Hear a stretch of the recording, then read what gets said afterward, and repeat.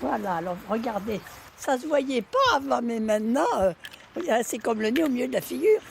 Ce pan de mur tailladé par des fissures est devenu la hantise d'André Gonçalves et du maire de la commune.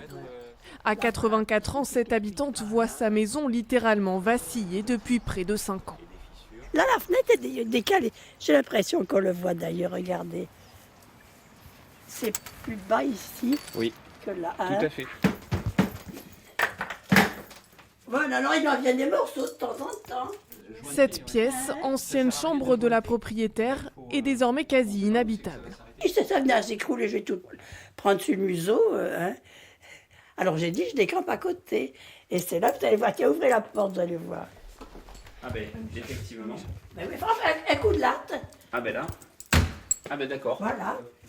Les travaux de réparation de plusieurs dizaines de milliers d'euros sont inenvisageables pour André Gonçalves et la vente de sa maison semble tout aussi compromise. Dans l'état, vous voyez des gens guignols au point de m'acheter ça. Je sais pas, moi, on me présente une maison comme ça, oh là, je vais dire. Seule porte de salut pour l'octogénaire, une reconnaissance d'état de catastrophe naturelle qui permettrait de faire prendre en charge les travaux par son assureur. Car pour le maire, cela ne fait aucun doute, c'est bien la sécheresse qui est en cause. La problématique, c'est qu'aujourd'hui, avec le réchauffement climatique, les sécheresses se cumulent d'année en année et on perd le caractère anormal de la sécheresse. Donc la difficulté, en fait, est de faire reconnaître le caractère exceptionnel de la catastrophe naturelle.